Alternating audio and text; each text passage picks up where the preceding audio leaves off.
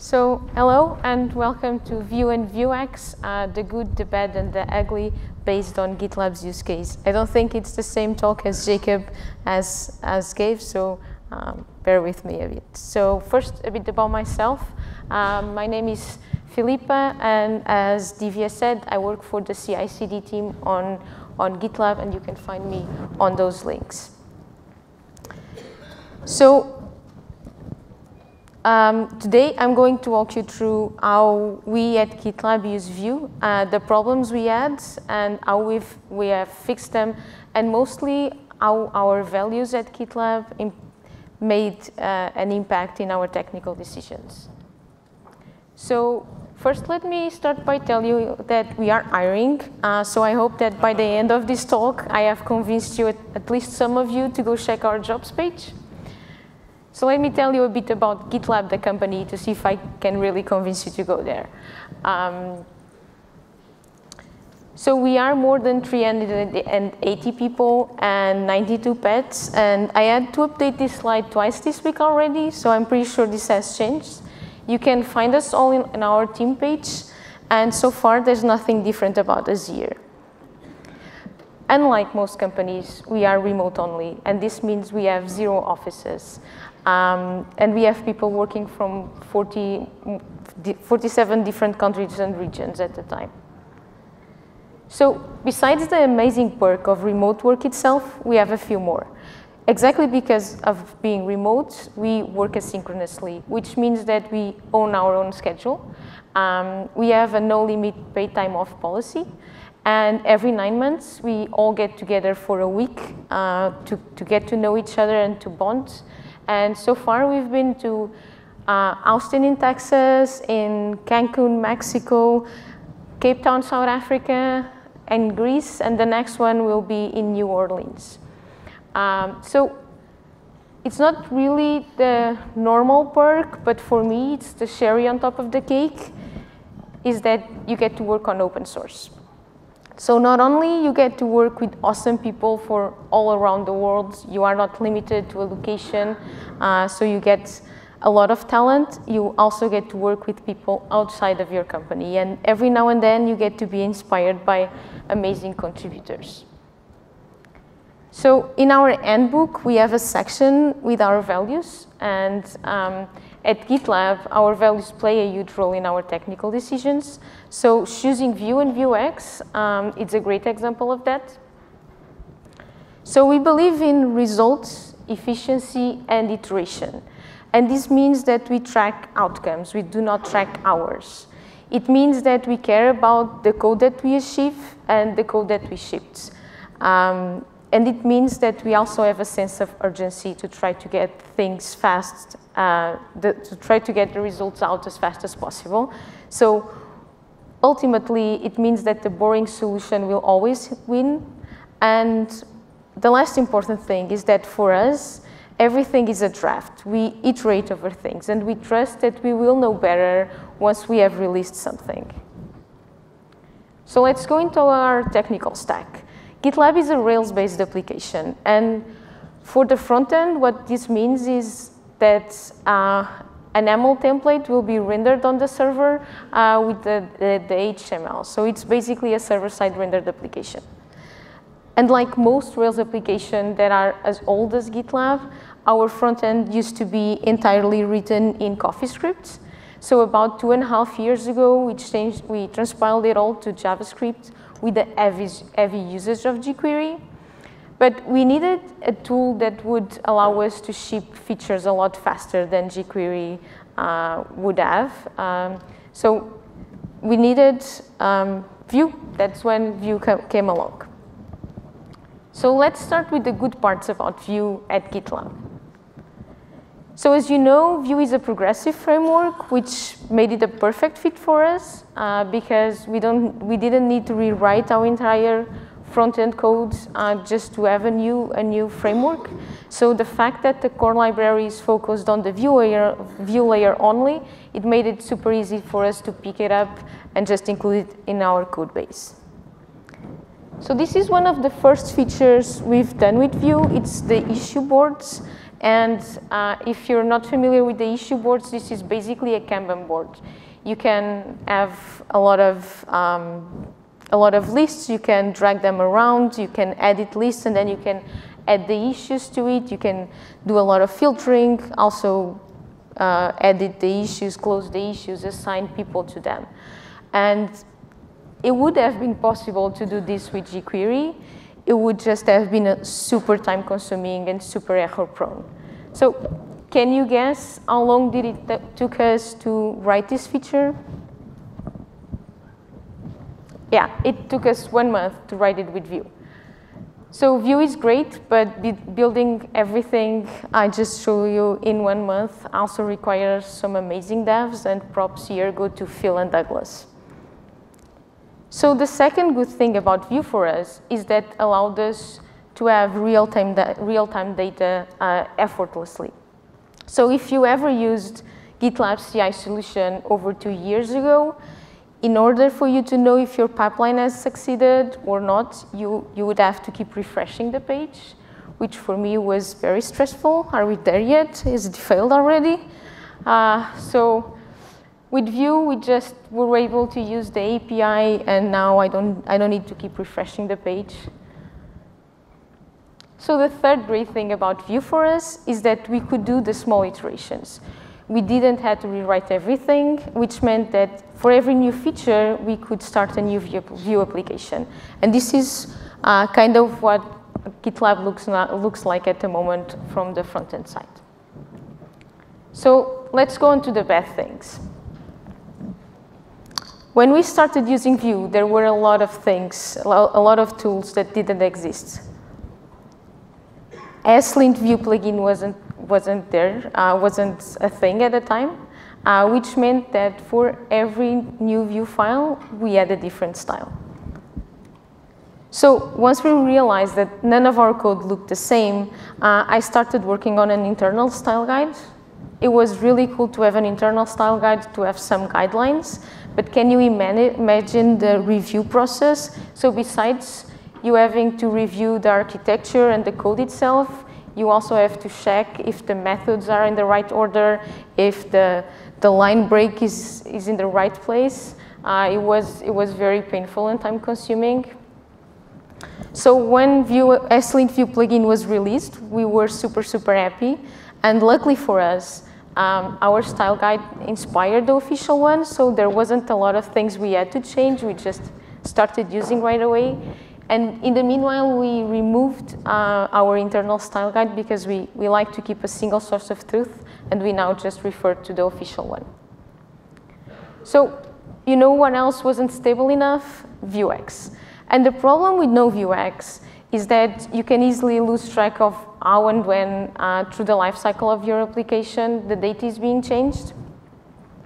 So at the time, I documented this pattern, which basically Rails serves the YAML templates, and in the YAML template, we provide a few data through JavaScript, through data attributes. Usually, we do this for endpoints and documentation paths, since the routing is still done in Rails.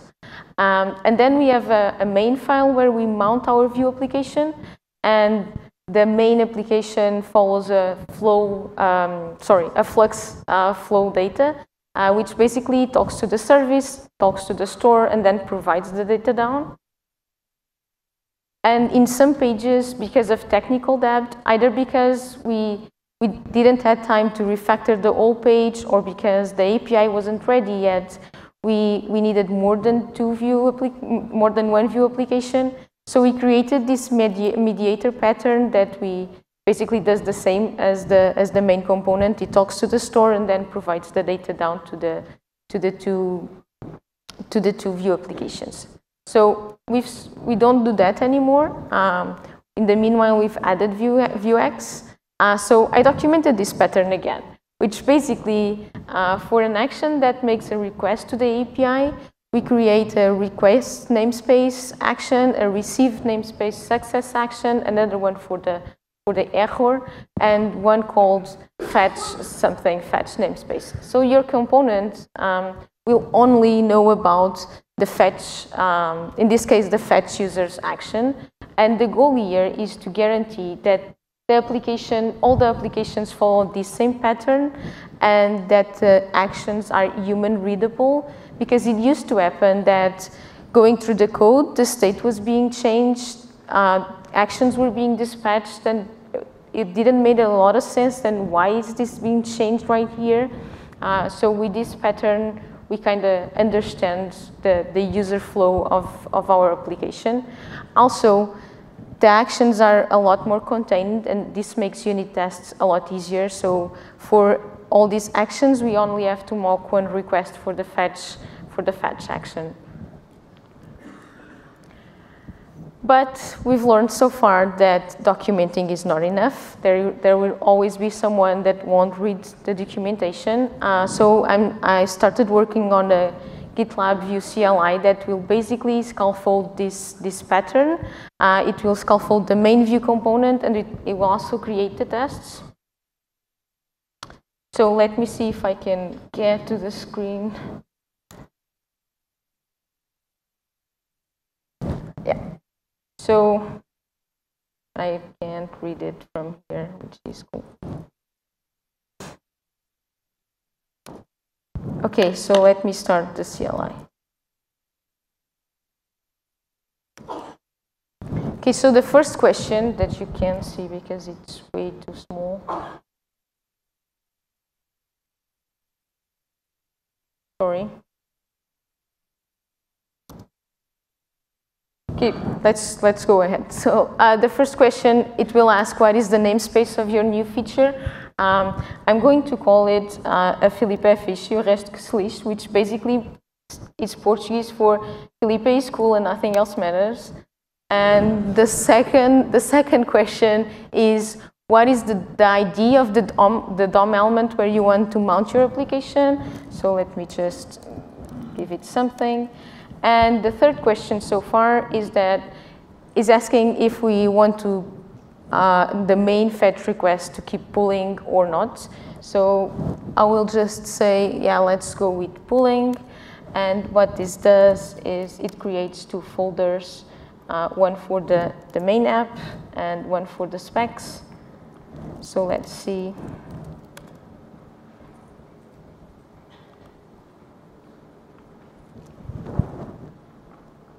Okay, so our bundle file, our index file will mount our Vue application.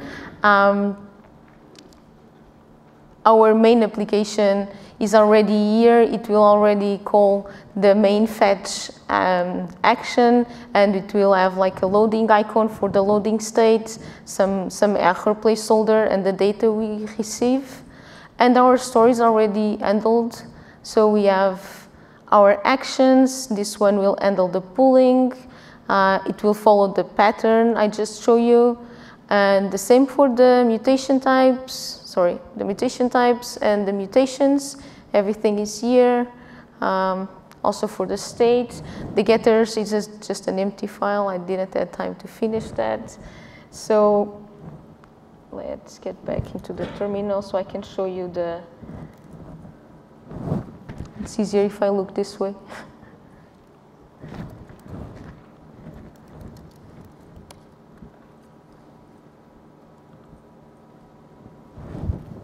So the same for the specs. When you create your application, so the actions will already have the basic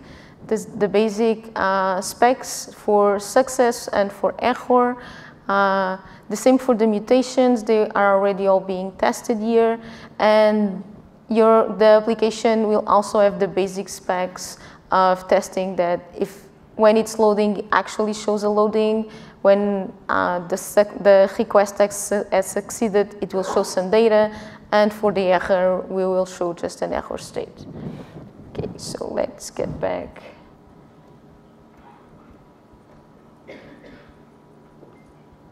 Okay, back to the application, sorry, I'm struggling a bit.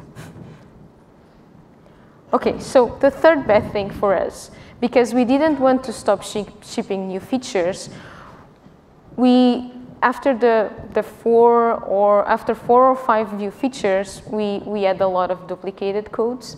And because we still use jQuery Bootstrap, this is often what our code looks like.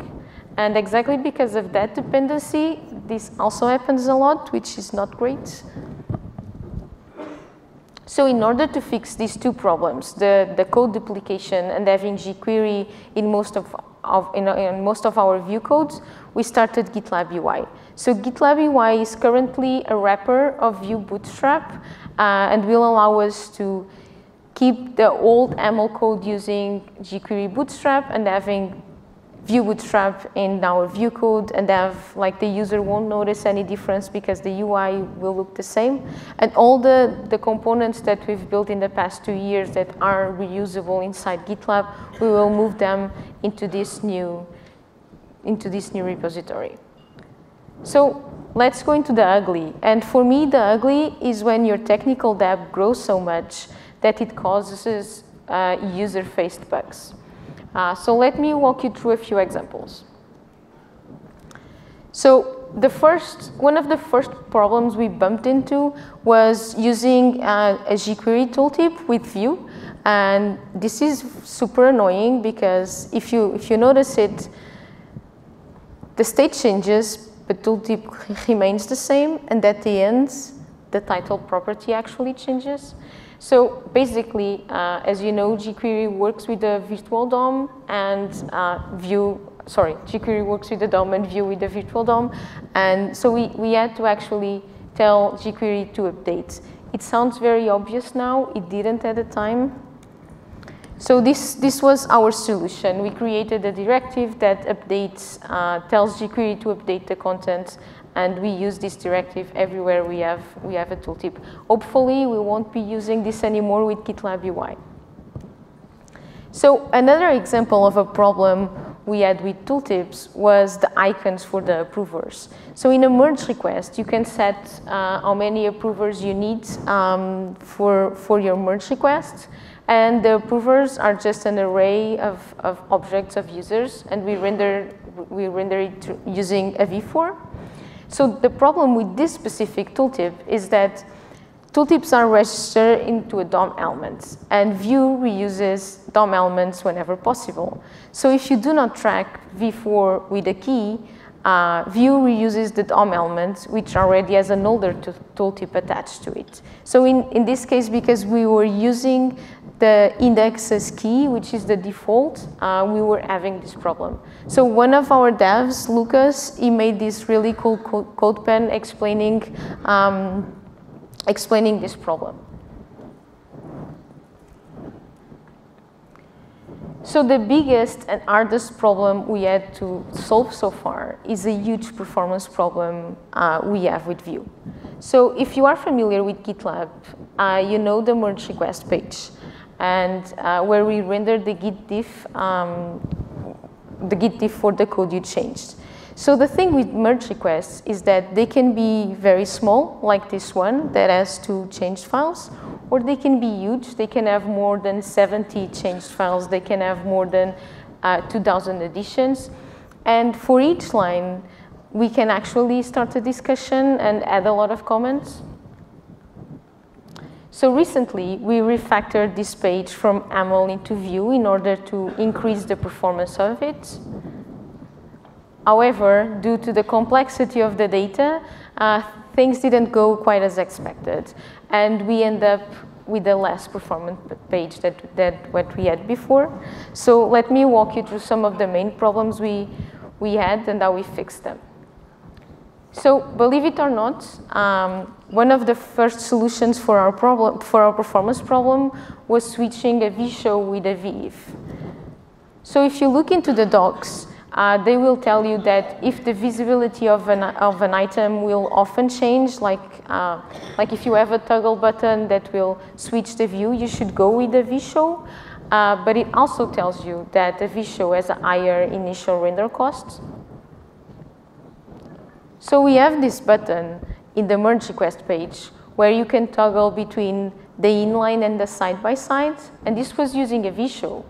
So the performance cost of having the entire diff being rendered twice and having the same probes being set twice, it was huge and it was causing out-of-memory errors. So be mindful when choosing between vif and vshow of the data you have. Seeing like, I was very surprised to see a virtual DOM killing a browser. So another problem we had to solve was this app has a lot of nested components. So each file you see rendered as like for each line, there's a lot of nested components. And if you have comments in each line, you will have like a component for the discussion and then a component for each comment. And each comment has more components, one for the user avatar, another for actions. So for every rendered file, we were providing down the entire diff file as a prop, which meant, let's say that we have a merge request with 5 files and no comments. Sorry, a merge request with 50 files and no comments. If every diff file provides this prop down 5 times, that's 250 times we are providing the same prop down. And with Vue reactivity tree, this means that performance won't be the key of your application. So the solution to this problem was easy. We moved most of the data we needed into map getters, and our components now use the map getters and the map state to access the data we need. And also, for most of our components, we didn't need the entire diff file, just 1 or 2 keys. We started doing that instead of providing everything down. Now, not only all those props were being provided down into all the components, some of them were being silently changed inside the components. So this diff file prop is actually something that's in Vuex state.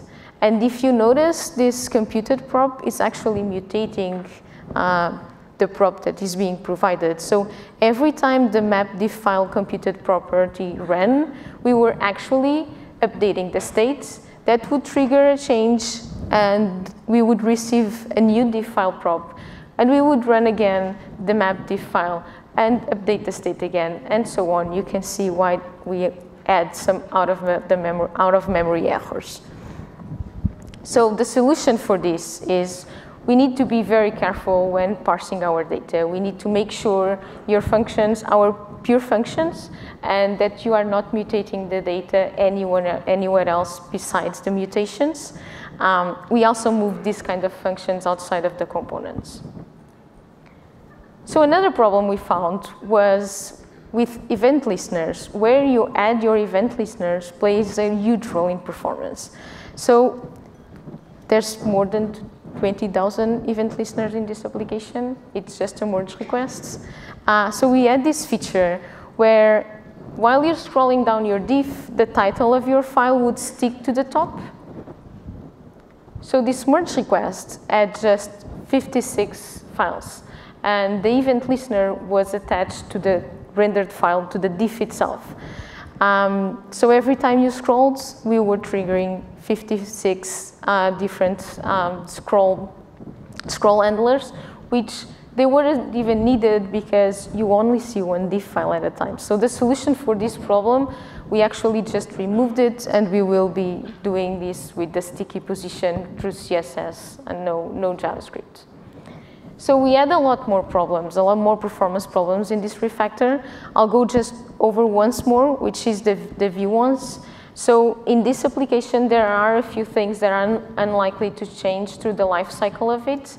For example, if you do change a file name and then push the changes, you will be required to refresh the page. You will have like a notice saying your add has changed, please refresh it.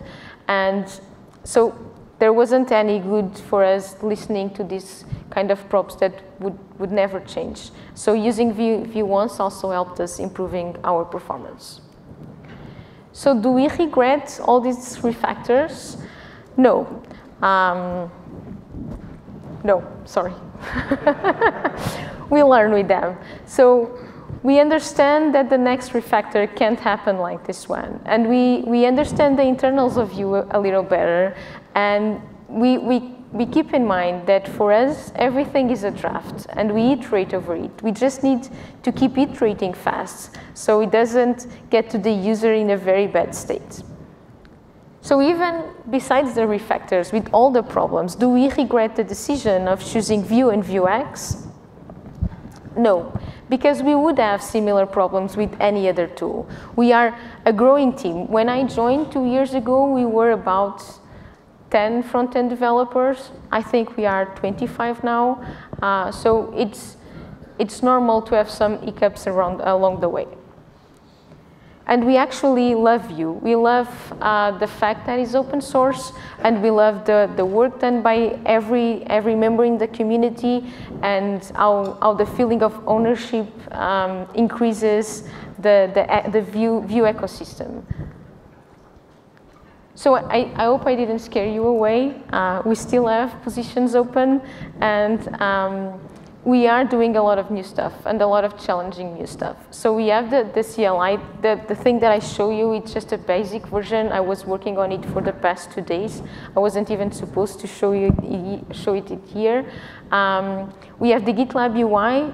We also have GitLab SVG that handles all of our animations, all of our SVGs, and we will be adding GraphQL into our Vue applications. So even if you don't want to apply and you are just curious, you can check our source code because at GitLab everyone can contribute. So if you have any questions, I will be around. I have some stickers, but you need to make me one question in order to have some stickers. Thanks.